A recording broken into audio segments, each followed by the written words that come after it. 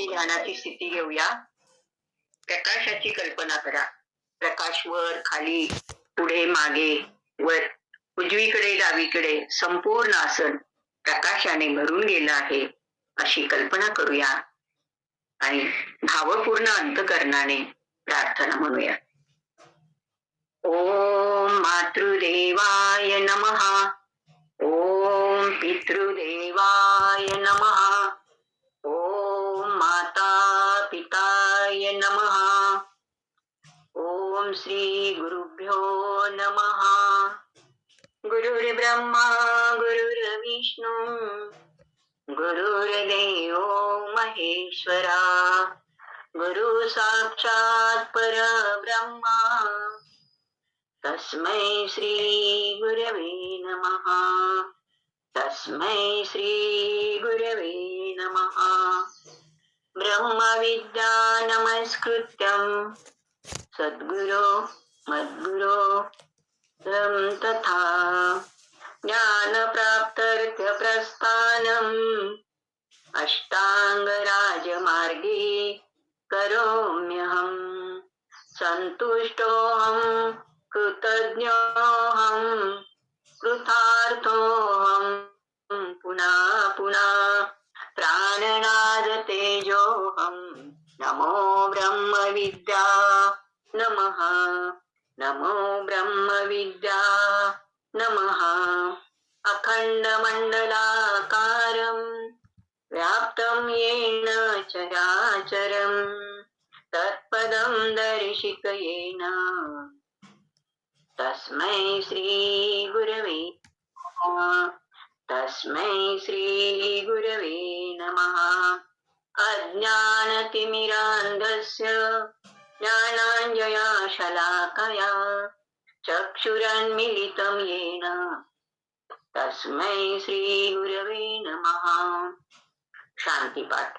ओम सहनावतु सहनौ भुनक्तु सह वीर्यं करवावहै तेजस्विनामधितमस्तु मा विद्विषावहै.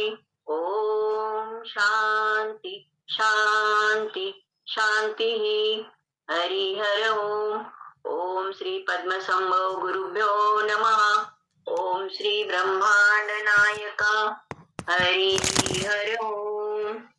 दोन्ही हाताचं घर्षण करून ती ऊर्जा आपण आपल्या संपूर्ण चेहऱ्यावर आणि शरीरावर फिरवून घ्यायची. हरिहर ओम. गुरुजी वर्गासाठी वर्ग सुरू करण्यासाठी आपणास विनंती करीत आहे. प्रार्थना म्हणायला दिल्याबद्दल मी आपली आभारी आहे. आभारी आहे. आभारी आहे. हरिहर ओम. गुरुजी हरिहर ओम. चला, 15 दिवसानंतर आपण पुन्हा एकदा सुरुवात करत आहोत. उद्याही वर्ग घेण्याचा संकल्प आहे. फक्त बघूया आता कसं हे होते. आज लाईट नाही पण आता आपण एकाच स्टेजवर सुरू केलंय. तर आता आपण सुरुवातीला कालपासून चातुर्मास सुरू झाला त्याच्याविषयी थोडं घेऊया आणि मग आपला नियमित जो वर्ग आहे पुढचा त्यालाही आपण सुरुवात करूया. सर तुमचा व्हिडिओ ओपन करा. लाईट नाही म्हणून बंद ठेवलाय. बरं बरं ठीक हा, आहे. म्हणजे बॅटरी जास्त वेळ चालेल एवढाच उद्देश आहे. आली लाईट की चालू करतो. हरिहर ओम. हरिहर गुरुजी हरिहर ओम. तुम्ही पंढरपूरला जाऊन आलात, विठोबाला घेऊन आलात, आम्ही तुम्हाला वंदन करतो. हरिहर ओम. हरिहर ओम. धन्यवाद. विठोबा आपल्या सर्वांमध्ये आहेच येतो. आता आपण चातुर्मास कालपासून सुरू झाला. मागच्या वेळेला आपण याच्यावर थोडंसं चिंतन केलं होतं की चातुर्मास हा प्रामुख्याने 4 महिन्यांचा कालावधी सांगितला. पण त्याचा विशिष्ट कालावधी कसा आहे तर आषाढ महिन्याचे साधारण 20-21 दिवस येतात. श्रावण महिना पूर्ण येतो, त्याच्यामध्ये भाद्रपद महिना येतो, अश्विन महिना पूर्ण येतो आणि कार्तिकीचा काही साधारण 11 किंवा 12 दिवस येतो. तर ह्या 4 महिन्यांचा कालावधीचा जर आपण विचार केला तर तो सुरुवात साधारणपणे होतो की जैन धर्म सांगतो की आषाढ शुद्ध चतुर्थीपासूनच त्यांच्याकडे हा चातुर्मास पाळायला सुरुवात करतात. पण खऱ्या अर्थाने सुरू होतो तो एकादशीला, म्हणजे पुढे 8 दिवसांनी. मग हा चातुर्मास सुरू होतो तो काल झालेली आपली आषाढी महत्वाची जी एकादशी आहे. तर याच्यामध्ये अध्यात्मशास्त्र आपल्याला असं सांगतं की भगवान विष्णूंची जे विश्रांतीचे 4 महिने आहेत, शयन ज्याला म्हटलेलं आपण या एकादशीला शयनी एकादशी पण म्हणतात. मग देव विश्रांतीला जातो ह्या काळामध्ये थोडे असुरांचं बळ वाढतं आणि हे असुर आपल्याला त्रास द्यायला सुरुवात करतात. आणि मग हा त्रास कशा स्वरूपात असतो, तो शारीरिक, मानसिक आणि मुख्यत्वे करून आध्यात्मिक असं ते आपल्याला जाणवत नाही. पण त्याची लक्षणं जी दिसतात ती शरीरावर आणि मनावर प्रामुख्याने आपल्याला दिसतात. मग या काळाचा जर विचार केला तर ह्या काळामध्ये पावसाळ्याचा ऋतू असतो आणि त्याच्यामध्ये सूर्याचं पृथ्वीवर येणं हे खूप दर्शन कमी प्रमाणामध्ये आपल्याला दिसतं. आणि असं खूप कमी प्रमाणामध्ये दर्शन हे दिसल्यानंतर सूर्याच्या प्रकाशाने, तेजाने जे काही पृथ्वीवरचे वाढणारे कृमी आहेत, जंतू, सूक्ष्म जंतू, ज्यांचा प्रादुर्भाव वाढतो, ते मग अन्नावाटे, पाण्यावाटे शरीरामध्ये प्रवेश करून नानाविध प्रकारचे आजार मनुष्याला शरीराच्या स्तरावर जाणवतात. मग असा हा काळ जो आहे तो हा साधनेसाठी अतिशय पूरक सांगितलेला आहे सर्व पुराणांमध्ये. मग आषाढी एकादशीपासून मुख्यत्वे करून आपल्याला संयम ही जी गोष्ट आहे ती संयम शिकण्याचा एक महत्वाचा भाग हा चातुर्मास शिकवतो. आपल्या स्वची ओळख आपल्याला करून घेता येते आणि त्याद्वारे आपण आपलं स्वतःचं जे काही अस्तित्व आहे आध्यात्मिक ते ओळखायला हे 4 महिने आपल्याला विचार करायला लावणारे खूप महत्वाचे आहे. मग ह्याच्यातनं होतं काय नक्की, तर आपली आपल्याकडेच पाहण्याची एक नवीन दृष्टी विकसित होते आणि मग खरा मी कोण आहे, जे आपण ब्रह्मविद्येच्या अभ्यासातही शिकतो की आपल्याला शरीर नसून आपण एक दिव्य चेतना, ज्याला आपण आत्मा म्हणतो, तो आपण आहोत. आणि त्या आत्म्याद्वारे आपण स्वतःला सिद्ध करण्याचा प्रयत्न करत असतो. म्हणजे शरीराची आणि मनाची जी एक वेगळी ओळख आहे ती ओळख आपल्याला हे अध्यात्म समजून घ्यायला खूप मोठ्या प्रमाणावर मदत करतं. आणि मग ही मदत आपल्याला समजून घेताना काही हिंदू धर्माच्या चालीरीती आहेत त्याचं आपण पालन करतच असतो, पण त्याच्यामागचं शास्त्र आपण चांगल्या पद्धतीने समजून घेतलं आणि शास्त्र समजून जर ते आचरणात आणायला सुरुवात केली तर निश्चित आपल्याला त्याचा खूप फायदा होतो आणि या जीवनाकडे पाहण्याचा जो आध्यात्मिक दृष्टिकोन आहे आपला तो मोठ्या प्रमाणावर विकसित होतो. आणि हेच या चातुर्मासाचं अतिशय महत्वाचं कारण जे आपण समजून घेतो. मग या 4 महिन्यांच्या कालावधीचा आपण विचार केला की काल झालेली आषाढी म्हणजे देवशयनी एकादशी ते पासून तर आता पुढे येणारी कार्तिकी एकादशी, तिला प्रबोधिनी एकादशी सुद्धा असं म्हणतात, या 4 महिन्यांच्या काळाला आपण चातुर्मास असं म्हणतो, असं थोडक्यात म्हणू शकतो. मग या काळामध्ये प्रामुख्याने मनुष्याने काय कर्म करावीत आणि काय कर्म करू नये त्याचा एक संकेत पण सांगितलेला आहे. तर या काळामध्ये शक्यतो कुठली शुभ कर्म करू नयेत असं सांगितलं जातं. ह्या शुभ कारणांना वर्ज सांगितलेले महिने, याच्यामध्ये थोडक्यात आपल्याला जर नवीन घरामध्ये प्रवेश करायचा असेल तर तो आपण हा 4 महिन्यामध्ये पुढे ढकलावा. वास्तुशांती करू नये, विवाहाला तर मान्यताच नाही, मुंज सुद्धा करू नये, किंवा जर आपल्याला गुरूंकडनं दीक्षा घ्यायची असेल किंवा दीक्षा मिळणार असेल तर ह्या 4 महिन्यांच्या कालावधीमध्ये आपण घेऊ नये. आणि सर्वात महत्वाचं आहे की दान करत असताना या 4 महिन्यामध्ये आपण म्हणजे गाई मातेचं म्हणजे गोमातेचं दान सुद्धा करू नये असं सांगितलेलं आहे. अशी प्रामुख्याने काही कर्म आपल्याला वर्ज सांगितलेली आहेत, ती आपण जर वर्ज केली तर आपल्याला आध्यात्मिक दृष्ट्या निश्चित त्याचा फायदा होतो. मग भागवत ग्रंथ आपल्याला सांगतो की भगवान विष्णू निद्रेमध्ये म्हणजे विश्रांतीसाठी जातात आणि याला हरीचं शयन असं म्हणतात. मग ह्या काळामध्ये आपण मगाशी बघितल्याप्रमाणे की आपलं चंद्र, सूर्य यांचं पृथ्वीवरचं दर्शन थोडंसं अल्प प्रमाणात होत असल्यामुळे त्याच्यातून आपल्याला काही आजारांची शक्यता राहते आणि तो कालावधी आपण आपल्यामध्ये साधना करून जर वाढवला तर आपल्याला त्याचा निश्चित चांगल्या स्वरूपात फायदा होतो. असा हा फायदा या चातुर्मासात जर आपण करून घेतला आपल्यामध्ये, तर तो चातुर्मास आपल्यासाठी साधनेच्या दृष्टीने खूप फलदायी होतो. मग हे फलदायी होण्यासाठी थोडंसं काही नियमांचं आचरण आपल्याकडनं घडलं तर त्याचा निश्चित आध्यात्मिक फायदा होतो. मग आता आषाढामध्ये जर विचार केला तर एकादशी नंतर पुढे 10-15 दिवस आपण संयमामध्ये जर शिकायला तर आपल्याला त्याचा निश्चित खूप फायदा होतो. मग हा संयम आपण एक 15 दिवस 20 दिवस पाळला तर पुढे आपल्याला श्रावण महिना येतो आणि मग हिंदू धर्मामधले असंख्य सणांची आपल्याला याच्यामध्ये रेलचेलच पाहायला मिळते. दर 8 दिवसामध्ये काही ना काहीतरी अशी गोष्ट घडते. असा श्रावण महिलांसाठी खूप अनुकूल असतो, कारण ह्या काळात पर्जन्यानुष्ठी भरपूर झालेल्या असल्यामुळं त्याच्यामध्ये पृथ्वी एकदम हिरवीगार झालेली असते, पिकं भरलेली असतात, वातावरण चांगलं असतं आणि त्याला ह्या सणांची जोड आल्यामुळे आपल्याकडे संपूर्ण महिनाभर आपल्याला ह्या धार्मिक वातावरणामध्ये व्रतवैकल्यांनी साजरा करून आपल्याकडनं घडतं. मग ही व्रतवैकल्य आपण साजरी करायला आलो की न कळतपणे आपण त्या विचारामध्ये जोडून राहतो सारखं.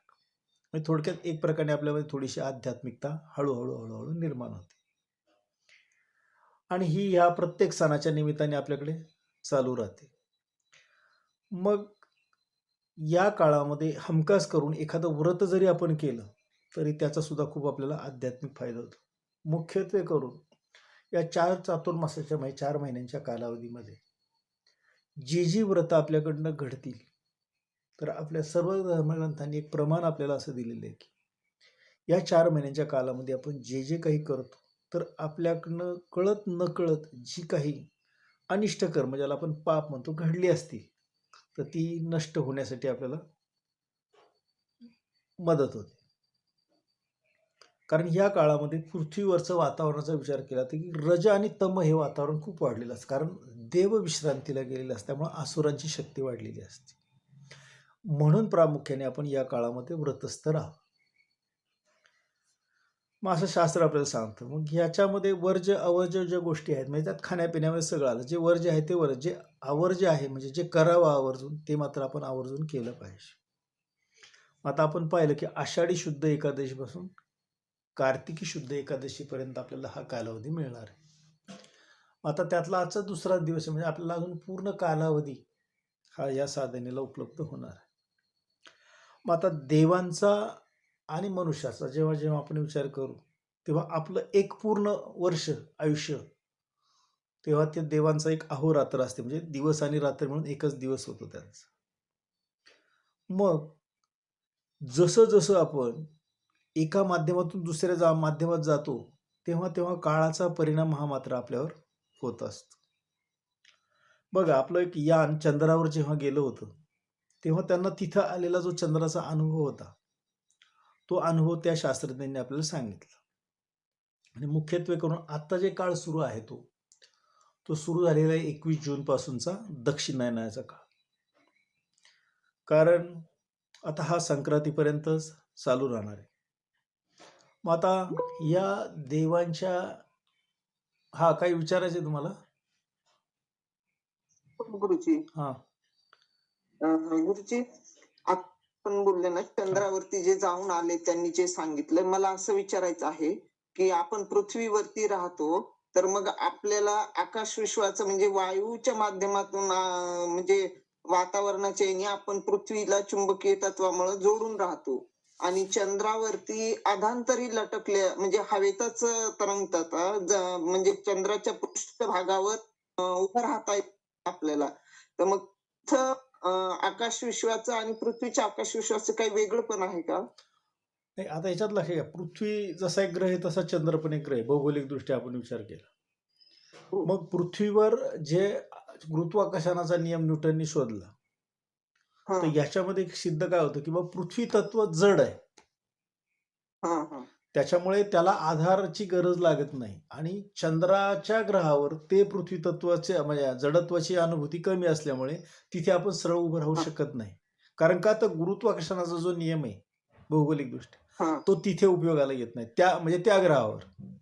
पण तो हा पृथ्वीवर मात्र पूर्णपणे तसा आहेच तो. हा. त्यामुळे म्हणजे तत्व तिथं एकच आकाश आहे. विश्वाच्या हा, तत्व एकच आहे, पण पृथ्वीवर त्याचं प्रमाण जास्त आहे. चंद्रावर पृथ्वी त्याचं प्रमाण तत्वाच्या अतिशय अल्प जास्त आहे. प्रमाण आहे. हम्म. त्याच्यामुळे हा तिथे आपल्याला बॅलन्स घेता येत नाही. आता बघा, आपल्यामध्ये सुद्धा पृथ्वीवर जर समजा हे तत्व विचलित झालं तर आपल्याला काय अनुभव येतो? पृथ्वी तत्वाचं प्रमाण वाढल्यास शरीरात जडपणा येतो. ते झालं, पण पृथ्वी तत्वाचा अनुभव कमी पण झाला तर उलटा पण अनुभव येतो. कशा येतो आपल्याला? आपल्याला सर हा, ते जर जर कमी झालं तर मनुष्य नीट उभं राहू शकणार नाही. म्हणजे जे काही सजीव सृष्टी आहे म्हणजे आपला त्याच्यावर थोडक्यात आहे त्याचा ना, सायन्सच्या भाषेत बघितलं, आपल्या मेंदूचा कंट्रोल सुटला, कसं चक्कर आल्यावर गरगरतं वगैरे होतं. तर ह्या ओळखण्याच्या खुणा आहेत आपल्याला आपल्यातल्या पृथ्वी तत्वाच्या. म्हणजे तो आजार आहेच आहे, पण त्याच्याशी संबंधित जर आपण समजून घ्यायचा विषय घेतला तर लक्षात ठेवायचं की पृथ्वी तत्वातलं हे तत्व आपल्याकडे कमी झाल्यामुळे आपल्याला हा त्रास होतो. हा. मग म्हणजे तिथं आकाश तत्वाचा काही संबंध येत नाही, पृथ्वी तत्वाचा येतो. पृथ्वी तत्वाचा संबंध येतो. कारण आकाश काय करते, सगळ्याला सामावून घेते. आपण चंद्रावर गेलो, सामावलो तिथं, पण जडत्वाची अनुभूती नसल्यामुळे आपला बॅलन्स तिथे टिकला नाही, असा त्याचा अर्थ झाला. मग आता आपल्याला दक्षिणायनामध्ये महत्वाचं करून काय होतं, तर असुरांची शक्ती जास्त प्रबळ येतात. मग काय होतं, आपली साधना करताना मनामध्ये विकल्प येणं, साधनेला न जाणं. बघा, आपण फक्त 15 दिवसांचा आपला गॅप आहे, तर आपली संख्या बघा, म्हणजे साधनेपासून दूर पडला तुम्ही तर काय होतं, उदाहरण घ्या. लोकांनी मेसेज वाचले असतील, पण आता कसं की खंड पडला, आणखी एक दिवसांनी काय होतं, ही एक वृत्ती वाढते. म्हणजे काय आलं, रज आणि तम पृथ्वीवर आता वाढलेलं आहे, लक्षात ठेवायचं. सात्विकता वाढली की माणूस साधनेकडे वळणार, रजतम वाढलं की साधनेपासून आपोआप दूर जाणार. मग याही काळामध्ये ब्रह्मदेवाच्या सृष्टीच्या निर्मितीचं कार्य मात्र अखंडपणे चालू आहे. फक्त पालन करावा भगवंत आहे, तो काय विश्रांतीला गेलेला आहे. मग याला विष्णू शयन जेव्हा म्हटलेलं आहे, तेव्हा या काळात काय करतात की आता भगवान विश्रांती घेतो, याची शक्ती, ह्या आसुरी शक्ती थोडासा फायदा घेऊन जेणेकरून साधना करण्याच्या मनामध्ये विकल्प पेरणे, त्यांना साधनेपासून लांब करणे, अशा गोष्टी आपल्याकडनं घडतात. मग अशा ह्या प्रबळ असुरांपासून आपल्याला जर संरक्षित व्हायचं असेल तर आपली सुद्धा साधना जर असेल तर आपण त्याच्यावर मात करू शकतो. म्हणून प्रत्येक वर्षी येणाऱ्या चातुर्मासामध्ये मनुष्याने कोणतं तरी व्रत मात्र आवश्यक करावं. आणि असं नाही केलं तर संवत्सरात उद्भवाचं जे पातक आहे ते पण पातक आपल्याला लागतं. मग आता याच्यामध्ये बरेच जण बघा, एक वेळ जेवतात किंवा जमिनीवर झोपतात, अशी काही काही छोटं छोटं गावाला पण करतात लोक.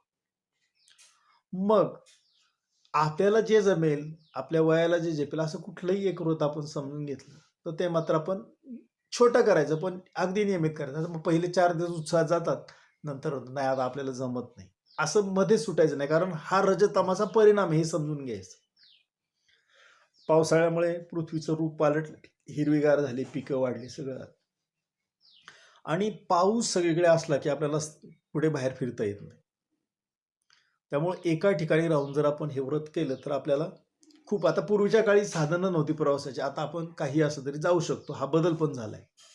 पण पूर्वीच्या काळी बाबा हे साधनं नसल्यामुळे एक चातुर्मासात शक्यतो लोक बघा, मग एखाद्या तीर्थस्थानाच्या ठिकाणी जाऊन राहायचं, तिथं साधना करायची, असं करायचं.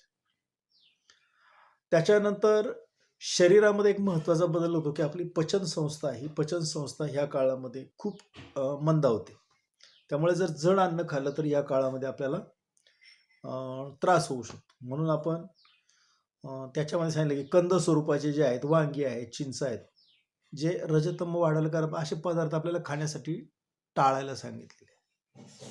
आणि परमार्थाला पोषक गोष्टी ज्या आहेत त्या आपण आवर्जून करायच्या आहेत, आणि प्रपंचाला ज्या गोष्टी मारक आहेत त्याचा पण आपल्याला त्याग करायला शिकायचा. ज्या योग्य आहेत त्या करायच्यात, पण ज्या अयोग्य आहेत त्या मात्र टाळायच्या.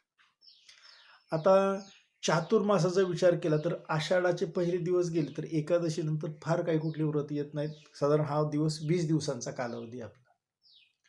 मग ह्या 20 दिवसामध्ये आपण जर शांततेने गेलो तर त्या चातुर्मासाची सवय व्हायला आपल्याला लागते. आणि मग श्रावण सुरू होतो.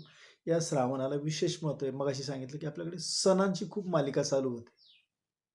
मग सर्व सण व्रत ह्या श्रावण महिन्यामध्ये आपल्याला पाहायला मिळतात. मग भाद्रपद महिन्यामध्ये येतं प्रामुख्याने आपल्या पूर्वजांची आठवण ठेवणारा सण, आणि तो येतो म्हणजे महालय, श्राद्ध पक्ष. कारण का, आता ज्यांच्याकडून आपण या पृथ्वी तलावर मनुष्य देह धारण केला त्यांचीही कृतज्ञता आपल्याकडनं घडली पाहिजे. मग ही कृतज्ञता घडण्यासाठी आपल्याला काय करायला पाहिजे, तर येणाऱ्या ज्या सर्व पृथ्वीवरच्या रजतमाच्या लहरी आहेत ह्या थोपवल्या पाहिजेत. मग ह्या थोपवण्यासाठी काय मार्ग आहे आपल्याला, तर महत्वाचा एकमेव मार्ग आहे तो म्हणजे साधना करणे. मग साधना कशासाठी करायची, तर आपली सात्विकता वाढावी म्हणजे रजतम कमी होणार. आपण 14वा अध्यायाचा अभ्यास करताना मागच्या आपल्या ह्याच्यामध्ये बघितलं होतं आपण अधिक मासामध्ये, की सत्व रज आणि तम हे प्रत्येकामध्ये आहेतच, पण जो गुण प्रबळ होतो त्याप्रमाणे आपलं वर्तन घडतं. मग आपलं सत्वगुण आपण कायम जर ह्या 4 महिन्यात प्रबळ ठेवला तर आपलं सत्वप्रधान असं वागणं होईल आणि ते आपल्या अध्यात्माला पोषक असेल. आणि याच काळामध्ये तमोगुणाबरोबर यमलहरींचं प्रमाण सुद्धा पृथ्वीवर येण्याचं प्रमाण जास्त आहे. कारण सूर्याची जी उष्णता असते बघा, ती बऱ्याच जंतूंचा नाश करते. पण आता सूर्य जो दिसला तर त्याचा प्रभाव तेवढा नसतो, म्हणजे ते जंतू वाढतात आणि तेही वेगळ्या प्रतीने आपल्याला त्रास देतात. मग ही सण व्रत आणि आपली साधना जर आपल्याकडनं घडली तर आपण सत्वगुण वाढवतो आणि हा सत्वगुण आपल्यामध्ये राहिला तर आसुरी शक्तींचं आपल्या पुढे कुठलीही गोष्ट चालत नाही किंवा त्यांची शक्ती आपल्या पुढे कार्यरत होत नाही. मग ती कार्यरत झालेली गोष्ट आपण जर आपल्यामध्ये कायमच टिकवली, मी वर्षभरच टिकवली, तर हा चातुर्मासाबरोबर आपल्या संपूर्ण जीवनामध्ये आपल्याला त्याचा खूप चांगला फायदा होतो. म्हणून ह्या सर्व गोष्टींशी आपल्याला जोडून राहायचे. मग व्रतस्थ राहणं म्हणजे काय, कुठे काही फार जाणं किंवा असं काही नाही, पण एक जो नियम आपण केला त्या नियमाला धरून आपलं रोजचं आचरण असतं. आता मुख्यत्वे करून बऱ्याच जणांचा प्रश्न कसा होतो, नोकरी करणारे व्यवसाय करणाऱ्यांना सांग की वेळ नाही हा एक महत्वाचा विषय सांगितला जातो. पण जेव्हा आपण म्हणतो जर शरीर त्यागाची जी वेळ आहे ती कोणाला माहित नाही, ती कोणावर कधीही येऊ शकते, हे सर्व अनिश्चित आहे. मग त्याच्यावर थोडंफार आपल्याला मनोबल वाढवायचं असेल तर निश्चितपणे आपल्याला साधना ही आपल्याला आत्मबळ देते. आणि आता आपल्याकडे जे मानसिक विचलितपणा किंवा मानसिक रोग किंवा मानसिक त्रास हे जे सगळं काही वाढतं ह्याच्या मागे एक महत्त्वाचं कारण काय, तर आपलं सर्वांचं आत्मबळ जे आहे ते कमी पडतं, म्हणून हा त्रास आपल्याला घडतो आणि हा विचार मात्र कोणी सांगतच नाही. म्हणून आपण ही साधना निश्चित केली. आता वर्ज्य करण्याच्या काही गोष्टी ज्या सांगितलेल्या आहेत त्याच्यामध्ये बघा की चर्मपात्र म्हणजे चांबड्याच्या भांड्यात जर आपण पाणी ठेवत असू तर ते पाणी आपल्याला त्याग करायला सांगितलेलं आहे त्याचा. नंतर प्राण्यांच्या हाडांपासून जो चुना तयार केला जातो तो चुना सुद्धा वर्ज्य करायला सांगितलं आहे. नंतर इडलिंबू खाऊ नये. त्याच्यानंतर भगवान विष्णूला ज्या अर्पण केलेल्या वस्तू आहेत त्याचं सुद्धा आपण ग्रहण करू नये. त्याच्यानंतर मुख्यत्वे करून पांढरे पावटे आपल्या ज्या आहेत ते खाऊ नयेत. घेवडा खाऊ नये, चवळी खाऊ नये. लोणचं सुद्धा ह्या वेळेला वर्ज्य सांगितलेलं आहे. त्याच्यानंतर मसूर डाळ जी आहे किंवा मसूर अख्खा दोन्ही तो पण खाऊ नये. पांढरे पावटे असतात ते पावटे खाऊ नयेत. वांगी, कलिंगड आणि बहुबीज किंवा निर्बीज अशी जी फळं असतात म्हणजे अनेक बिया असलेली फळं किंवा ज्याच्यात बी नाही, अजिबातच बी नाही अशी फळं सुद्धा खाऊ नये. त्याच्यानंतर मुळा खाऊ नये, कोहळा खाऊ नये. बोरे, आवळा, चिंच, कांदा आणि लसूण महत्वाचे हे 2 पदार्थ आहेत. तर हे सगळे काय आहे, तर ह्या सगळ्या पदार्थातून आपला रज आणि तमोगुण वाढीला लागतो, म्हणून तो आपल्याला खाऊ नये असा त्याच्या मागचा आध्यात्मिक अर्थ हे आपण लक्षात ठेवायचं. मग आपल्यातला सत्वगुण टिकण्यासाठी जो जो प्रयत्न आपल्याला करता येईल थोडक्यात समजून घ्यायचे तर आपण तो प्रत्येक प्रयत्न आपण केला पाहिजे. मग ह्या प्रयत्नांनी काय होईल, तर आपला सत्वगुण टिकून राहिल्याने आपण साधनेशी जोडून राहू. जर आपण साधनेशी जोडून राहिलो नाही तर मात्र आपल्याला त्या रजतमाचा थोडा थोडा त्रास होऊ शकतो. त्याच्यानंतर वर्ज्यमध्ये काय सांगितलं किंवा मंचकावर म्हणजे झोपू नये, शयन करू नये सांगितलं. म्हणजे थोडक्यात काय, आता आज आपण बेडवर झोपू नये, गादीवर झोपू नये, जमिनीवर झोपू. नंतर परान्न घेऊ नये. विवाहासारखी तत्सम कार्य मग अशी बघितलं आपण ती करू नये. त्याच्यानंतर जे संन्यासी लोक आहेत त्यांनी केस पूर्णपणे कापू नयेत. आता हा सर्व नियम काही जण पाळतात, तर श्रावणामध्ये विशेष करून हे करतात. जे पूर्ण वपन ज्याला म्हणतो आपण की ते केस पूर्ण अगदी बारीक जे म्हणतो आपण एकदा चकोट करणे, तर ते सुद्धा करू नये. का करू नये? तर केसांची मुळं जेव्हा दुखावली जातात तेव्हा ह्या रजतमाच्या लहरीचा त्यांना त्रास होऊ शकतो आणि तो त्रास होऊ नये म्हणून त्याच्यासाठी ही काळजी सांगितली. आणि मग आता जे गोष्ट आवर्जून करायची ते कुठलं आहे, ते अवर्ज्यमध्ये येतं. म्हणजे जे गोष्ट आपण करावी त्याच्यासाठी त्यांनी सांगितलं की हविषान्य आहे, म्हणजे जे देवाला आपण अर्पण करतो ते अन्न आपण, मग त्याच्यामध्ये तांदूळ, मूग, जव, वाटाणे, गहू, समुद्री मीठ, गाईचं दूध, दही, तूप, फणस, आंबा, नारळ, केळी हे पदार्थ हविष्य सांगितलेले आहेत आणि हे आपण घेऊ शकतो, म्हणजे खाऊ शकतो, देवाला नैवेद्य म्हणून दाखवू शकतो.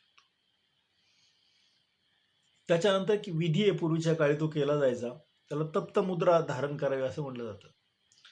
तर काही संप्रदायामध्ये ह्याचा हे राहतो, हा काय फार राहिला आहे की धर्मसिंधूच्या ग्रंथामध्ये याचा उल्लेख आलेला आहे.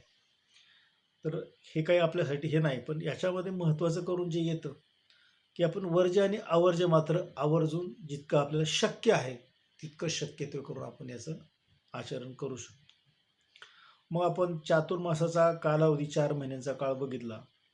मग जेव्हापासून हे सुरू झालं तिथपासून तर तो कालावधी पूर्ण होईपर्यंत एकच लक्षात ठेवायचं की अध्यात्मशास्त्र आपल्याला रजतमाचा त्रास होऊ, साधनेला खंड होणार नाही म्हणून आपण ह्या चातुर्मासाचं आपण पालन मात्र केलं पाहिजे. मग आता याच्यामध्ये व्रतांचं महत्त्व सुद्धा समजून घेत पाहिजे. व्रत कशासाठी करतो आपण, की एखादी विशिष्ट गोष्ट आपल्याला प्राप्त व्हावी याच्यासाठी आपण व्रत करतो. मग योगामध्ये हा शब्द यम आणि नियम याच्यामध्ये येतो. मग हा यमनियमाचा जो भाग आहे त्याचं पालन आपल्याकडनं न कळत पण ह्या 4 महिन्यात घडलं तर त्याचाही आपल्याला निश्चित फायदा होणार. मग बऱ्याच वेळेला काही लोक व्रत करत असताना एकदाच पाणी पिणे, एकदाच जेवण करणे, अशी जी आपल्याला जे शरीराला सत्व रज तमानुसार झेपणार आहे असंच व्रत आपण करायचं. नंतर ह्या 4 महिन्याच्या काळामध्ये दिवसा कधीही झोपू नये चातुर्मासाच्या काळामध्ये. कारण का, तर झोप हा तमोगुण वाढल्याचा आपल्याला परिणाम आहे. योगाचा जर आपण विचार केला तर तो गुण वाढू न देणे दिवसा हे आपल्या साधनेसाठी खूप इष्ट असतं. म्हणून आपण हा नियम जरूर करावा की दिवसा कितीही वेळ आपल्याला झोपण्याची अशी आली तरी शक्यतो ते टाळा. या 4 महिन्यामध्ये आपण बघू शकतो. मग ह्या चातुर्मासातल्या प्रत्येक गोष्टीचा जर विचार केला आपण तर श्रावणामध्ये थोरवे गुरुजी काही विचारायचे का?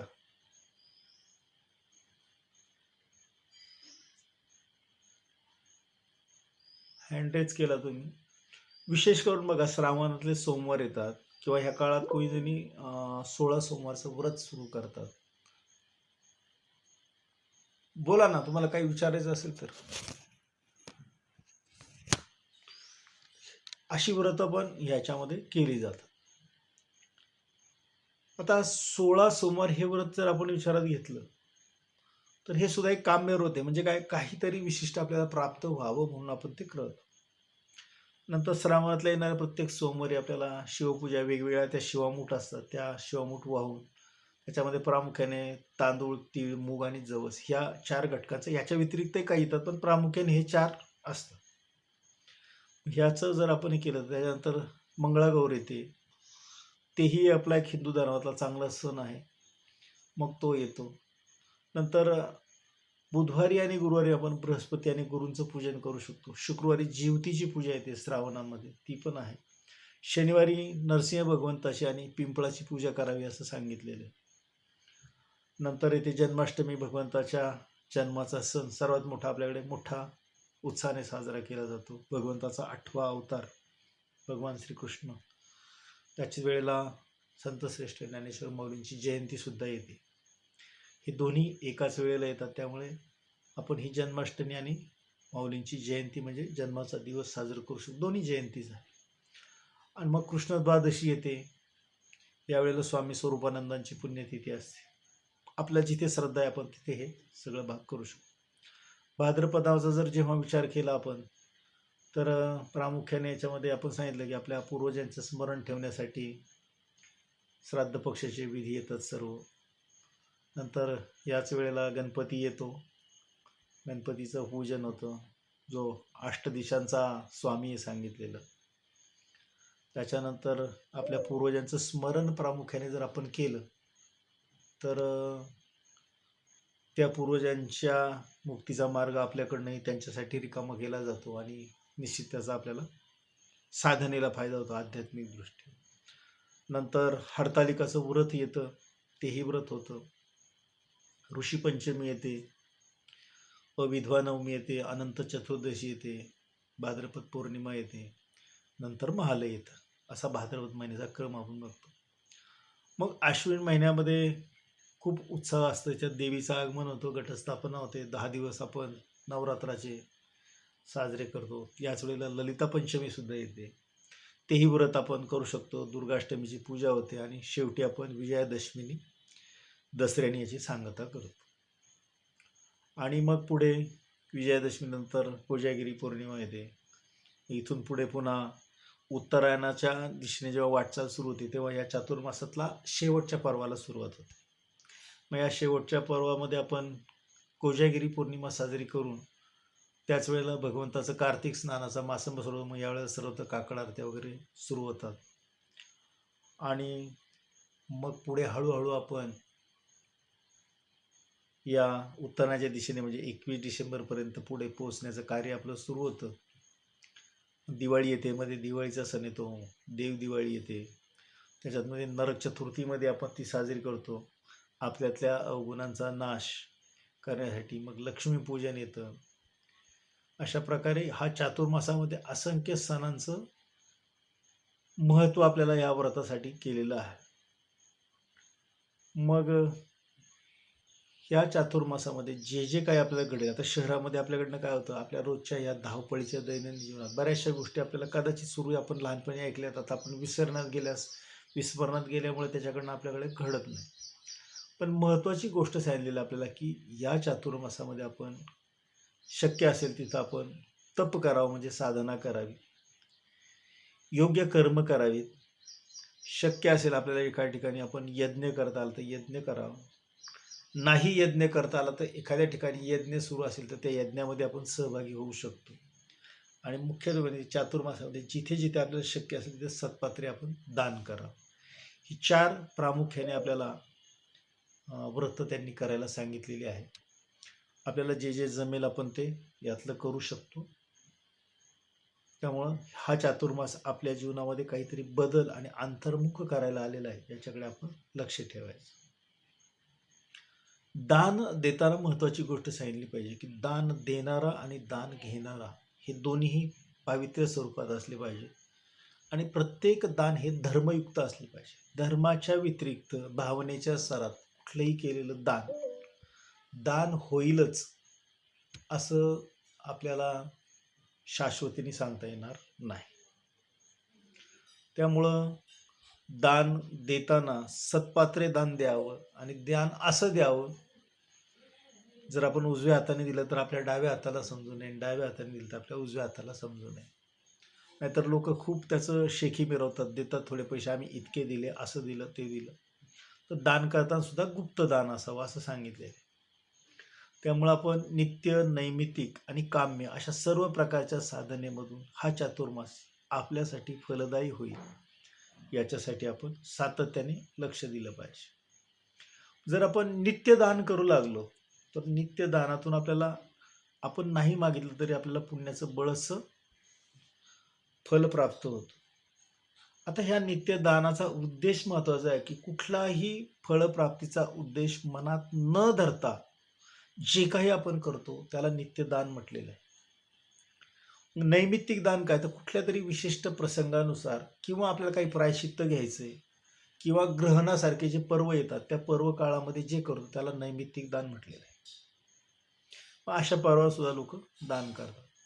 आणि तिसरं सांगितलं ते काम्यदान जे आहे, तर आपल्याला इच्छित संतती व्हावी, आपल्याला संपत्ती चांगली मिळावी, आपल्याला जे काही आपण करतो त्यात विजय मिळावा किंवा स्वर्गाची प्राप्ती व्हावी, अशा अपेक्षा किंवा काम्य इच्छा धरून जे काही करतो त्याला काम्यदान असं म्हटलेलं आहे. तर दान द्यायची वस्तू ही सन्मार्गाने मिळालेली असेल. नाहीतर बघा बरेचसे लोक चुकीच्या मार्गाचा अवलंब करून खूप पैसे संपत्ती कमवून देवाला वाटतात, पण त्याचा विशेष फायदा होताना दिसत नाही. मग आपलं जे नित्यकर्म आहे ते निष्काम बुद्धीने आपल्याकडनं घडलं पाहिजे. जर असं निष्काम बुद्धीने आपल्याकडनं जर घडलं तर मात्र आपल्याला त्याचा खूप साधनेमध्ये फायदा होताना दिसून येतो. का होतो तर हा भगवान विष्णूंच्या उपनेसाठी असलेला 4 महिन्याचा अतिशय उत्तम काळ आहे. मग आपण इथे नामजप करू शकतो, ओम नमो भगवते वासुदेव किंवा श्री विष्णवे नमः. आपल्याला जो सोयीचा वाटतो तो जप आपण करू शकतो. मग ह्या सध्याच्या काळानुसार म्हणजे कलियुगाचा विचार केला तर आपण हे नामस्मरण आपल्याला खूप फायद्याचं होतं. मग याच्यासाठी हा उत्तम काळ जो 4 महिन्याचा आहे, त्या 4ही महिन्यामध्ये आपल्याला जे जे काही प्राप्त होणार आहे ते सर्व प्राप्त होण्यासाठी आपल्याला जे जे करता येईल त्या त्या गोष्टी आपण निश्चित कराव्यात.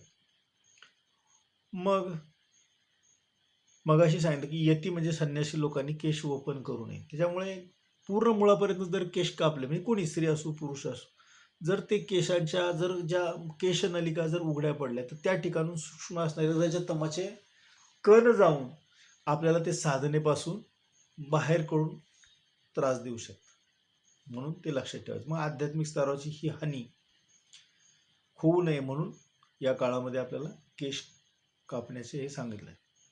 मग आता आपण महत्त्वाचं काय करायचं की आपल्याला जे 3 प्रकारचे ताप मनुष्य देहाला आल्यानंतर घेतात, म्हणजे काय अधिदैविक, अधिभौतिक आणि आध्यात्मिक, या 3 तापांचा जो त्रास हे सर्व घालवण्यासाठी ही साधनं आपल्याला उपयोगी ठरते. मग या चातुर्मासामध्ये आपण जे जे काही करणार आहोत ते मात्र खूप मनापासून केलं पाहिजे. नाहीतर मग कुठं कोणाला तरी आपण नुसतं दाखवायचं आणि काहीतरी दाखवण्यासाठी आपण करतो, याला काही महत्त्व राहत नाही. आपण जे करतो ते शक्यतो कुठं त्याची वाच्यताही करू, इतक्या शांततेने जर आपण हे केलं तर आपल्याला त्याचा खूप जास्त फायदा आपल्या साधनेमध्ये घडून येतो. मग अशी साधना आपल्याकडनं चांगली होण्यासाठी प्रथमतः आपण देवाला शरण गेलं पाहिजे. देवाला शरण गेल्याने फायदा काय होतो तर आपला अहंकार कमी होतो आणि मुख्यमध्ये साधनेमध्ये आपल्याला तोच महत्त्वाचा भाग आपल्याला याच्यातनं करायचा आहे. मग बघा आता आपल्याला षडविकारांनी आपण सर्वजण ग्रासलेलो आहोत. मग हे षडविकार काय करतात तुम्हाला तुमच्यातल्या रजतमांची वाढ करून साधनेपासून दूर करतात. मग एखाद्या स्तोत्राचं आपण पठण केलं, एखादा मंत्र म्हटला, पण मंत्र आपल्याला तो व्यवस्थित त्याची सुशीरवृत्ता पाळून म्हणावा लागतो. मग सर्वात महत्त्वाचं की ह्या 4 महिन्याच्या काळामध्ये जर आपण पृथ्वीचं पूजन जर आपल्याकडनं जर घडलं, म्हणजे पृथ्वीला आपण माता म्हणतो, मग काहीच नाही, आपण फक्त रोज जमिनीला पाणी द्यायचं, पाणी तिथं ओतल्यानंतर त्या ठिकाणी एखादं छोटंसं स्वस्तिक काढायचं, हळदी कुंकू व्हायचं, कापसाचं वस्त्र करून वाहू शकतो आणि दूध साखर वाहून पृथ्वी माता आहे म्हणजे ओटी पण आपण भरू शकतो. मग असं जर पृथ्वीची पूजा जर आपण 4 महिने शक्य झालं करू शकतो, सोपं व्रत आहे ते, तर आपण करू शकतो. नंतर भगवान श्रीकृष्णाचं पूजन आपल्याला जसं पाहिजे तसं आपण करू शकतो, अभिषेक करू शकतो, भगवंताच्या नामाचा जप करू शकतो. जे जे आपल्याला शक्य आहे ते ते आपल्याला करायचे. असा जर चातुर्मास आपल्याकडनं चांगला साजरा झाला तर आपल्याला मुख्यत्व करून फायदा काय होईल तर आपल्याला गुरुकृपा होणार. मग की ज्याच्यासाठी आपण सगळे प्रयत्न करतो ते प्रयत्न जर आपले यशस्वी झाले तर आपले साधना ह्या 4 महिन्या आणि मुख्य करून आपलं आरोग्याचं संरक्षण होण्यासाठी सुद्धा खूप मदत होणार. मग आपल्याला काय करायचं हे पहिलं आपल्याला मनाशी ठरवलं पाहिजे. म्हणजे कथा त्याची सांगितली की एका गुरुने एका शिष्याला सांगितलं की तो शिष्य म्हणाला गुरु की माझं मन सातत्याने अस्वस्थ असतं, माझी कुठलीच साधना होत नाही व्यवस्थित, तेव्हा मी काय करू. तेव्हा गुरूंनी त्यांना सांगितलं की तू आजपासून या आश्रमामध्ये नदीवरून फक्त डोक्याने हंडा घेऊन पाणी घेऊन यायचं आश्रमासाठी. मग हा शिष्य नदीला गुरूंनी सांगितलं म्हणून पाणी आणायला गेला आणि तो जाताना आश्रमातून बैलजोडी घेऊन गाडीतनं ते सगळं भांडी वगैरे घेऊन गेला आणायला. पुढे गेला तर तिथे खूप चिखल होता, कसाबसा तिथपर्यंत पोहोचला. पुढे गेला, नदीत बघितलं पाणी पावसाने पूर्ण कढूळ झालेलं होतं.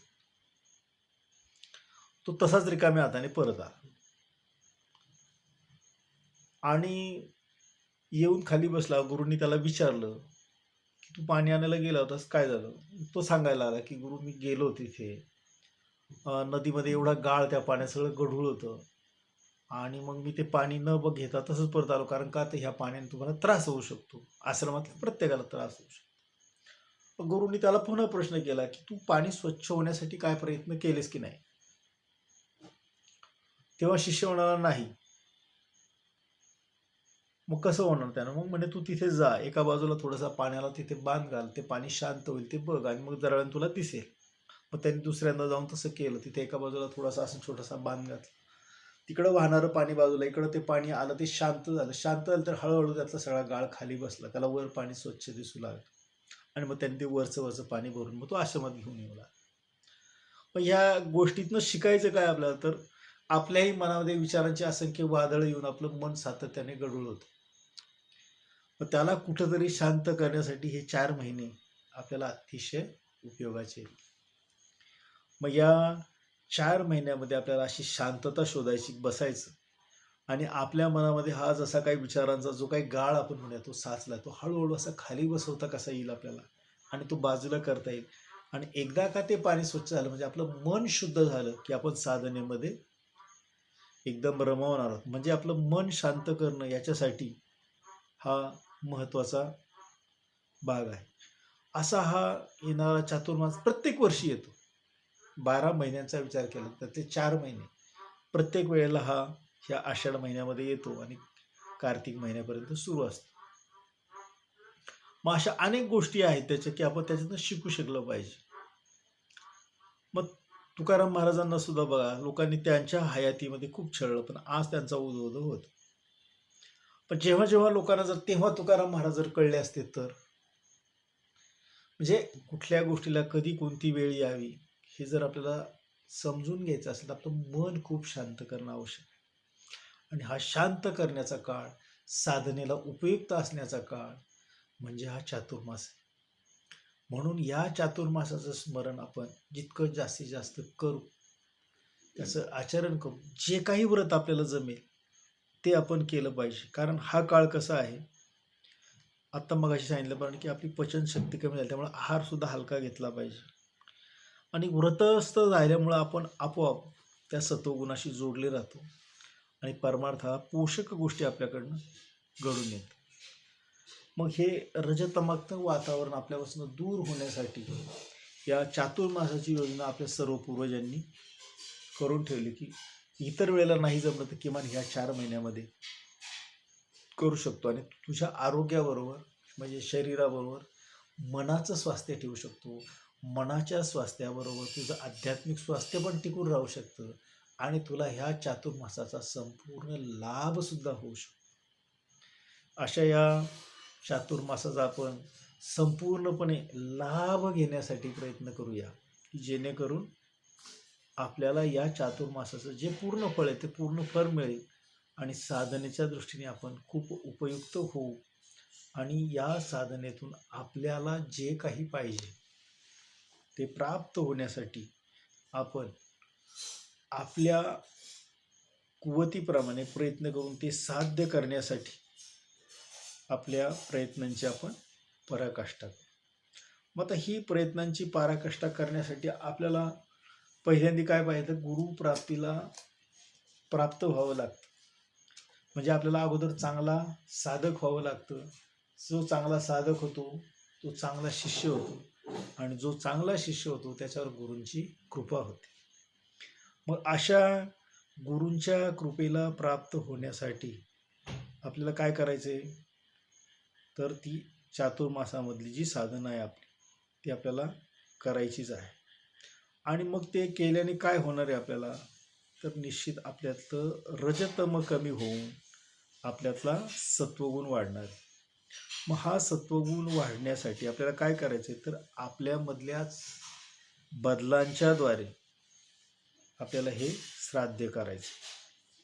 मग हे साध्य होण्यासाठीचा संकल्प आपण खरं एकादशीच्या निमित्तानेच होतो, तो दशमीला सुरू होतो, पण नाही आपण एक दिवस उशिरा ते करू शकतो. अजूनही आपल्याकडे 120 दिवसातला एक दिवस जर गेला तर त्या एक दिवसापैकी आपण उरलेल्या 119 दिवसांमध्ये आपण ही साधना करून त्या गुरूंच्या कृपेला प्राप्त होऊ शकतो. मग असा संकल्प आपण या चातुर्मासाच्या निमित्ताने करूया आणि या चातुर्मासामध्ये आपण जे समजून घेतलं ते कृतीत आणायचा प्रयत्न करूया. त्याने आपल्याला अध्यात्मामध्ये पुढे जाण्यासाठी निश्चित फायदा होईल. पुन्हा एकदा भगवान श्रीकृष्णाला, पांडुरंग परमात्म्याला, सर्वांना अशी प्रार्थना करूया की आमच्याकडे हे जास्तीत जास्त जे काही तू आम्हाला दिलेस विचार करण्यासाठी इतरांपेक्षा वेगळं, ते आमच्याकडनं आचरणात येऊ दे आणि आचरणात आल्यानंतर आम्हाला त्या गुरुकृपेचं जे फळ आहे ते फळ आम्हाला पूर्णपणे प्राप्त होऊ द्या अशी प्रार्थना करूया. आणि या ठिकाणी आपला हा चातुर्मासाच्या माहितीचा वर्ग या ठिकाणी आपण थांबूया, म्हणजे पूर्ण करूया. दानामधला एक विषय लक्षात घ्या. म्हणजे आता एवढ्या सगळ्या ह्याच्यात मला वाटतं 9 वर्षांच्या साधनेच्या काळामध्ये म्हणजे मी एक 6 महिन्यापूर्वी आपण एक मोठा अख्ख्या पृथ्वीवर चांगली शांतता नाही म्हणून गोव्यामध्ये एक यज्ञ झाला. त्या यज्ञासाठी मी आवर्जून आव्हान केलं. ज्यांनी दिले त्याचा कधी उल्लेख केला का परत कधी नाही. आणि माझं आणि तुम्हाला तेच आहे एवढं म्हणजे सांगतो, ज्यांनी दिले ना त्याला त्याचा अप्रत्यक्षरित्या कुठे ना कुठेतरी फायदा झाला असेल ही अतिशय मी खात्रीने सांगू शकतो. मी सत्पात्रे दान देताना आपण कधीही कुठलाही सरळ हाताने जर विचार केला तर तुम्ही सांगू नका. म्हणजे आता तुम्ही आज विषय काढला म्हणून सांगितलं, मी त्यावेळेला ते माझे स्वतःचे 21,000 मी त्याच कार्यक्रमाला दिले, कारण त्या कार्यक्रमात मी स्वतः गेलो होतो, ते बघितलं. मग तिथे लक्षात येतं की इथे काहीतरी जे आहे ते धर्माचं अधिष्ठान आहे, पण असं ओळखण्यासाठी आपल्याला साधना करावी लागते. आणि हे पण आव्हान मी जेव्हा केलं होतं तेव्हा आम्हाला जे गुरु मार्गदर्शक त्यांनी सांगितलं होतं की तुम्ही समाजाला कुठंतरी देण्याची सवय लावा, म्हणून ते मी आपल्या भागात सांगितलं. मी अजूनपर्यंत कधी कोणाला सांगत नव्हतं. पण ही पातळी येण्यासाठी आपल्याला खूप साधना करावी लागते. आणि दुर्दैवाने आता असं सांगणारं कोणी नाही.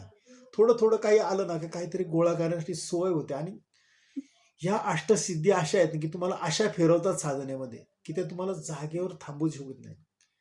आणि मग कधी जेव्हा साधकाला पळतात ते न कळतपणे जी मगाशी मी सांगितलं मला प्रतिक्रिया होते, अरे मी दिलेला याचा उपयोग केला. मग त्या 2 गोष्टी घडतात आध्यात्मिक दृष्ट्या. मी सांगतो, एक आपला मी मध्ये येतो, मी दिलं, अरे तू देणारा कोण आहेस, तो एक येतो आपला. आणि त्याचा विनियोग चुकीचा झाला म्हणून त्याचं जे फ्रस्ट्रेशन येतं ते आपल्याला साधनेमध्ये मागे खेचतं. त्यांनी विचार दिलाय आणि त्याच्या वाईचा मार्ग आपण त्याचं पालन करतोय फक्त.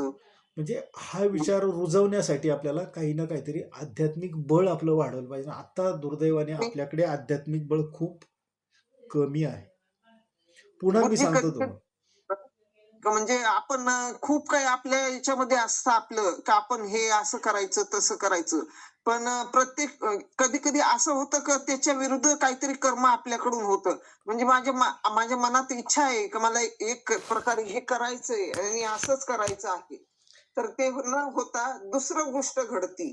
तर मग तिथं ती म्हणजे ईश्वराची इच्छा आहे की आपल्या प्रारब्धाचं हे आहे हे समजायला पाहिजे. दोन्ही गोष्टी घडतात त्याच्यामध्ये. प्रारब्ध आपल्याला तसं फिरवतं.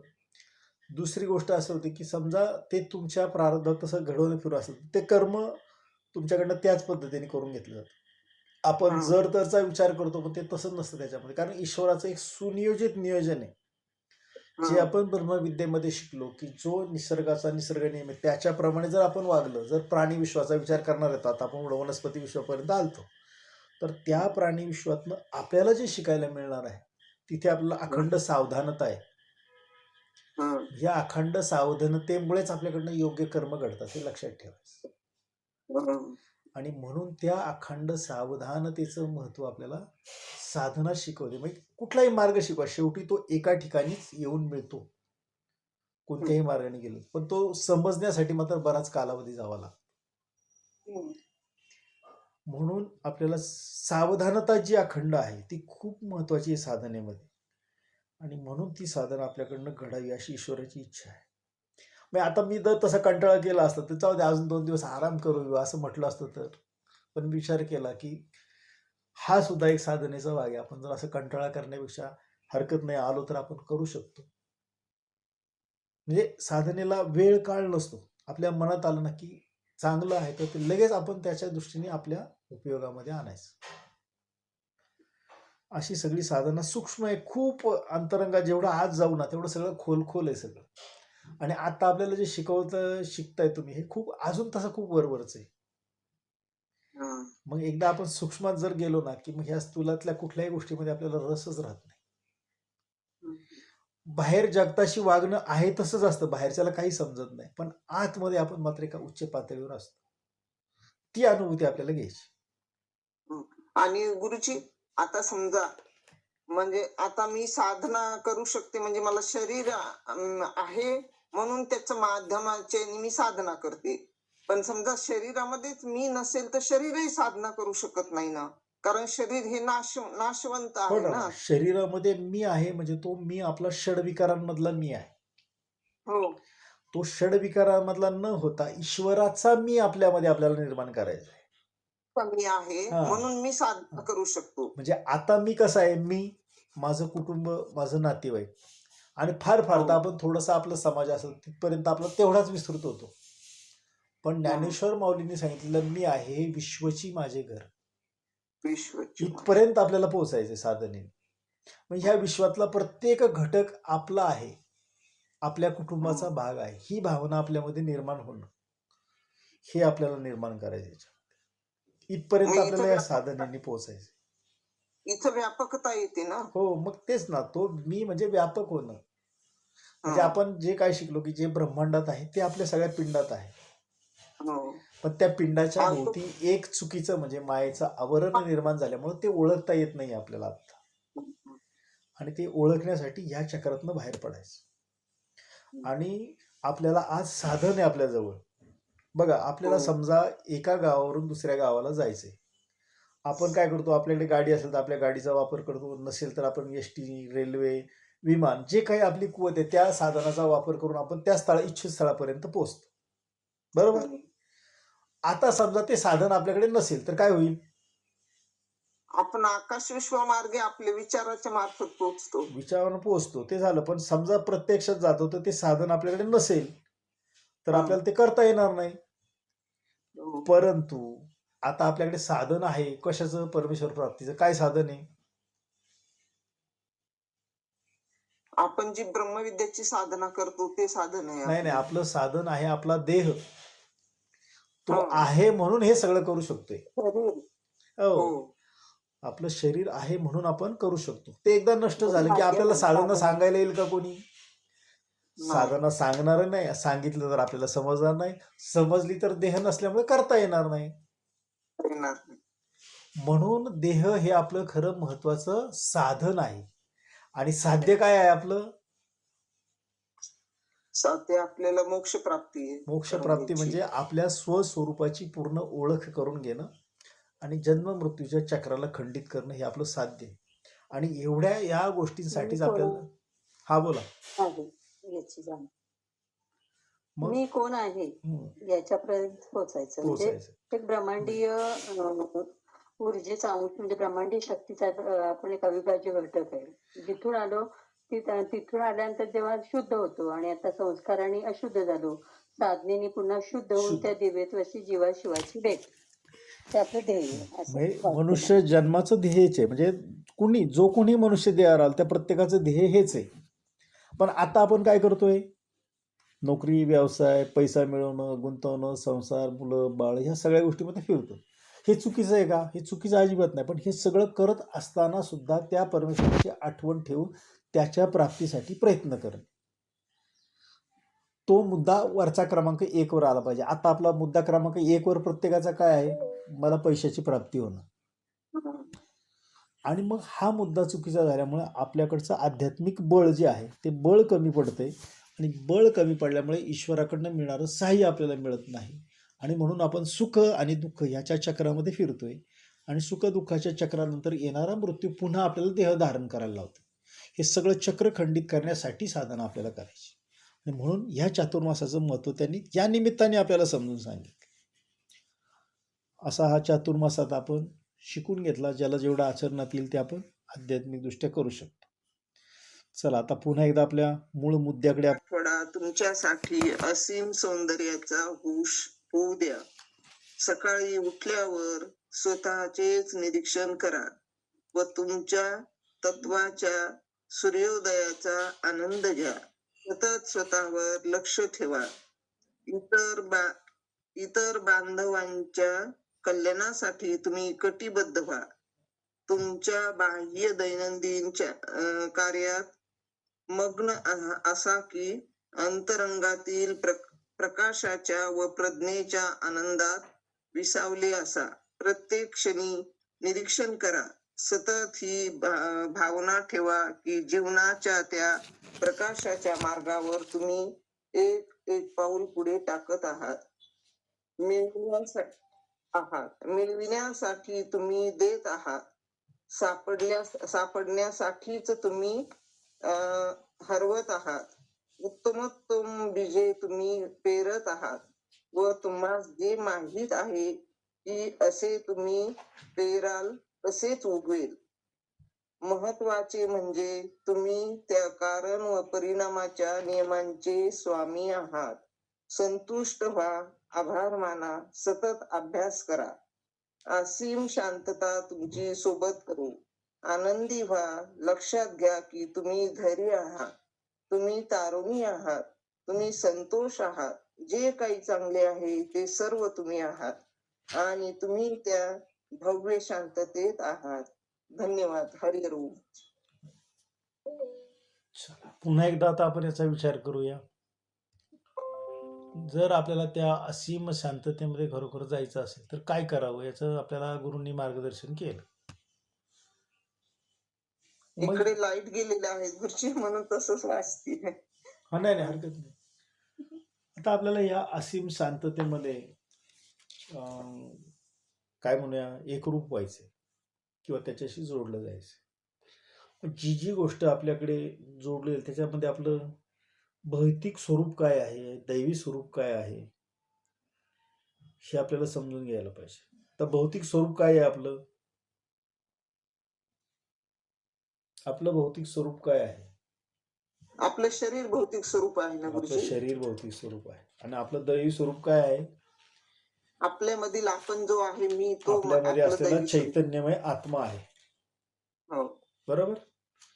बरं, आता ह्या दोन्ही गोष्टी स्वतंत्र करता येऊ शकतात का?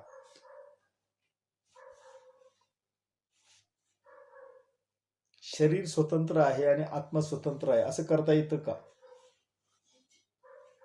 नाही. नाही करता येत. सोपा प्रश्न होता, एवढा विचार काय. बघा, ह्या दोन्ही गोष्टी एकमेकांच्या हातात हात घालून चालणार आहे. दोन्ही विलग होऊ शकत नाही. आत्मा बाजूला केला तर शरीर काही करू शकत नाही आणि शरीर नसेल तर आत्माही काही करू शकत. दोन्ही गोष्टी आहेत त्याच्या. मग आत्म्याला व्यक्त होण्यासाठी दिलेलं साधन शरीर आहे आणि शरीराला ऊर्जा शक्ती पुरवून त्याला चेतन ठेवण्याचं काम करतो तो आत्मा आहे. त्या आत्म्याच्या मनामध्ये आला हा श्वास थांबवायचा की तो श्वास थांबतो, म्हणजे देहाचं कार्य खंडित होतं. मग या सगळ्यामध्ये पुढे जाण्यासाठी आपल्याला किती सूक्ष्म होऊन गेलं पाहिजे.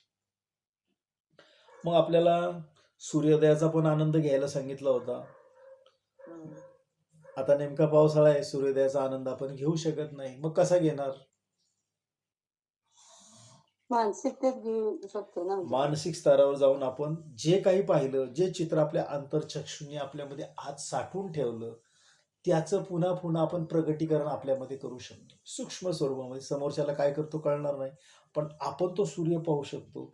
मग सूर्याचा जो आनंद घेतला तो माझ्यामध्येच आहे पहिला, तेही आपल्याला कळलं पाहिजे. मी बाहेर बघितलेलं सूर्य आणि माझ्या आत असलेलं सूर्य दोन्ही सारखेच आहेत. मला त्याची एकरूपता असली पाहिजे. कारण आता आपल्याला सांगितलं की परिणामाच्या नियमांचे स्वामी आपण आहोत, आपल्याला शिकवलंय गुरूंनी. मग असीम शांतता पण आपल्या सोबत आहे. मग त्या असीम शांततेमध्ये आपण जर त्याची सोबत केली तर आपण संतोषी राहणार आहोत, आपण तारुण्याचा अनुभव घेणार, आपण धैर्याचा पण अनुभव घेणार आहोत.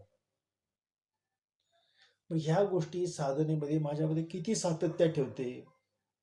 मग आपण याच्यामध्ये मागच्या पाठाचाही थोडा विचार करायला सांगितला आपल्याला पुढे जाऊन त्यांनी. आपण शांततेमध्ये जर आहोत तर आपल्याला प्रेरणादायक श्वसनाच्या रहस्याची उकल करण्याचा प्रयत्न सुद्धा करायला सांगितलं.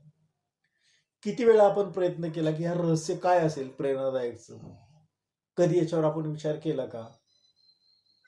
केला आपण कोणी कोणी विचार याच्यावर?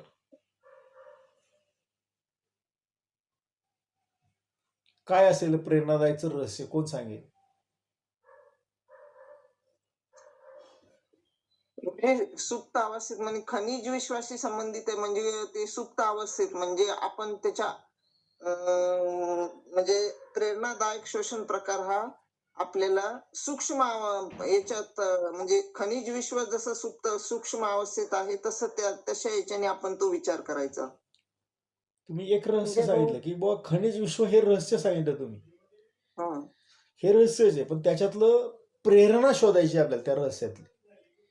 अशी तसंच आपल्या खनिजामधनं काय साधनेमध्ये प्रेरणा देते साधन आपल्याला? हा मात्र रोज आपण साधनेचा एक वेगळा अनुभव घेतला की ती आपल्याला प्रेरणा होते.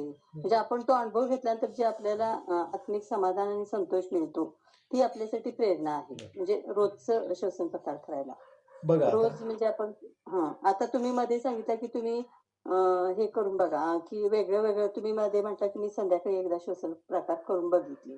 तसंच मी एकदा काय करते की सलग श्वसन प्रकार करते आणि नंतर विश्रांती पाठ करते. म्हणजे एकदा ती उर्मी असते की करायची त्या ह्याच्यात सगळे करावेसे वाटतात एकदा तो सुद्धा अनुभव घेते की ते केल्यानंतर काय होतंय आपल्याला असं असं मला वाटतं. म्हणजे बरोबर आहे. रोज एक नवीन काहीतरी करून प्रेरणा घ्यायची असं. आता खनिज हे तुम्ही सांगितलं रहस्य आहे ते, आणि त्याच्यामध्ये त्या रहस्याची प्रेरणा आपल्याला शोधायला सांगितली. म्हणजे या प्रेरणादायक श्वसन प्रकार हे रहस्य काय आहे?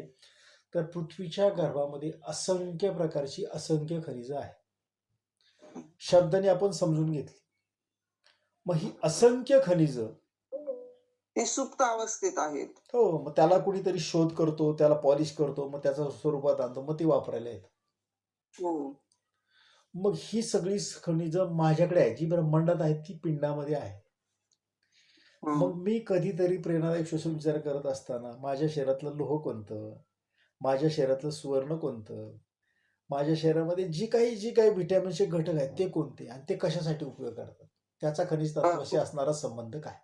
विचार करते का म्हणजे समजा प्रश्न प्रकार करताना आहे ना आपण उच्छ्वास करतो ना त्यावेळेला मी हे करते का म्हणजे माझ्या पायातून पृथ्वीच्या याच्यामध्ये माझ्या शरीरातली निगेटिव्हिटी जाते आणि श्वास आतमध्ये घेताना पृथ्वीमध्ये जे तत्व आहे म्हणजे ते सगळंच काही येतं मग त्याच्यामध्ये ते तत्व मी परत धारण करते आहे, पायातून परत वरती घेत आहे, असं हे करते मी. चला, विचार बरोबर आहे, पण लक्षात ठेवा आपल्याला की एका खनिजाचा अभ्यास करता आला. आपल्या शरीराला लोह कमी पडलं, काय होतं आपल्याला? कॅल्शियम कमी झाल्या हाडं ठिसूळ होतात लोह कमी झाल्यावर. लगेच परिणाम पण सांगितला तुम्ही. हो म्हणजेच खनिज विश्वाच्या जर आपण गोष्टी की योग्य प्रमाणात असेल तर त्याचा फायदा आहे, हम्म. कमी प्रमाणात असेल तरी तोटा आहे, आणि जास्त प्रमाणात झालं तरी तोटा आहे. हो हे खनिज विश्व आपल्या सांगतात. हीच खरी प्रेरणा आहे, लक्षात ठेवायचं की ते योग्य प्रमाणात माझ्यामध्ये असलं पाहिजे. मग ह्या रहस्याचं उकल आपण केली. कारण का? तर आपण प्रकाशाचे साम्राज्य निर्माण करतोय. प्रकाशाचं म्हणजे ज्ञानाचं साम्राज्य आपण निर्माण करतो. बघा, अशी कित्येक ज्ञानं आहेत या विद्येचा अभ्यास करताना आपल्याला मिळालेली, की जे व्यवहारामध्ये फक्त तोंडी स्वरूपात आपल्याला माहिती होती, पण त्याच्या मागे काय परिणाम आहे हे आपल्याला ब्रह्मविद्येने सांगितलं. सर्वसामान्य माणसाला ती माहित नाही. बोला आता. नाही आता हे झालं शरीरातलं लोह कमी पडतं किंवा म्हणजे थोडक्यात आपण या साधनेने आपल्या शरीराचं संतुलन राखतो. बरोबर. म्हणजे हा महत्वाचा. महत्वाचा भाग म्हणजे बघा ना, योग्य आहार घ्यायला सांगितलं. योग्य आहाराचा योग्य परिणाम संतुलनामध्ये आहे. योग्य प्रमाणात श्वासाचा विचार ठेवून आणि विचाराचा विचार ठेवून साधना करायला सांगितली. बघा, दोन विचार आहेत, श्वासाचा विचार आणि विचाराचा विचार. बरोबर. विचाराचा अतिविचार केला तर काय होतं? त्रासदायक होतो. अतिविचार त्रासदायक होतो. पण योग्य श्वासाबरोबर योग्य विचार केला तर परिणाम काय होतो? मग गुरुजी श्वसन प्रकार करताना आपल्या याच्यामध्ये एखाद्या काही कुठल्या विषयाच्या विषयी विचार आला ना आपण त्याच्यावर परत विचार न करता आपण जी साधना करतो त्या याच्यावर फोकस ठेवून विचार केला की मग आपली साधना पण चांगली पूर्णत्वास जाते आणि आपली जे लक्ष केंद्रित करतो आपल्या श्वासावरती ते पण योग्य पद्धतीने होतं. म्हणजे बरोबर. विचारावर विचार न करता आपण तो विचार खंडित करून आपल्या साधनेच्या विचारावर फोकस ठेवायला पाहिजे. विचार बरोबर सांगितलं, फक्त कृतीत कसं आणायचं ते समजून. आता शब्दाने आपण समजून घेतलं, सांगितलं की योग्य श्वास हं. बरोबर योग्य विचार. मग मी घेतलेला श्वास हा योग्य आहे हे ठरवणारं कोण? आणि मी योग्य विचार केला हा योग्य आहे हे ठरवणारं कोण? सूक्ष्मकडे जाऊया आपण आता. बघा, हा विचार तुम्हाला कुठेही वर्ग करा सांगणार नाही. पण गुरुजी आपल्याला ते कळतं ना की आपला हा विचार योग्य आहे की नाही. आपण साधना करायला उभे राहिलेलो आहोत आणि आपल्यासाठी कोणता विचार त्यावेळेला योग्य आहे हे आपल्याला ते कळतं. पण त्याच्यावरती आपण ते म्हणजे एक प्रकारे त्या विचाराला खंडित करून आपल्याला जो विचार घ्यायचा आहे साधनेतून मग त्या विचारावर लक्ष ठेवायचं. तुम्ही कृती बरोबर सांगता. मी काय तुम्हाला सांगितलं की मी घेतलेला विचार योग्य आहे हे ठरवणारं कोण? मी घेतलेला श्वास योग्य आहे आणि मी केलेला विचार योग्य आहे हे ठरवणारं कोण? हा जो आहे तो शोधायचा आहे आपल्याला. ही खरी आपली प्रेरणा आहे, लक्षात ठेवा. हं, हं. तुम्हाला वाटलं तुम्ही केलं की मी योग्य विचार ठेवायचा हे तुम्हाला वाटलं, पण तुम्ही केलेला विचार योग्य आहे हा ठरवणारा कोण? ते माझ्यातीलच मन सांगतं ना गुरुजी. माझ्यातील मीच सांगतो. अजून जवळ येत आहे तुम्ही. आता अजून सूक्ष्माकडे जा. मन कसं आहे तुम्हाला सांगितलं, त्रिगुणात्मक आहे. सत्व रज तम तिन्ही विचार त्याच्यामध्ये येतात. हो. आपल्यातलं परमेश्वर चैतन्यच ठरवणार ना आपल्यातला परमेश्वर आपण जे ठरवणार. म्हणजे त्या परमेश्वराची आपल्याला पूर्ण ओळख होण्यासाठी तो विचार आपल्याकडे तितका प्रगल्भ, तितका दृढ, तितका खोल जाऊन बसला पाहिजे. मग त्याच्यातनं निघणारा परिणाम खूप दृढ असेल, योग्य असेल. म्हणजे माझ्यातला विचार करतो तो मीच करतोय, तो चैतन्यमय आत्मा करतोय, तो मला सांगतो हे योग्य आहे. पण कधी कधी मन आपली फसगत करतं. मगाशी तुम्ही सांगितलं मन आपली फसगत करतं, हे योग्य नाही, मग करायचं आपण टाळतो. मग ऐकायचं मनाचं का ऐकायचं चैतन्याचं, आत्म्याचं? कोणाचं ऐकायचं?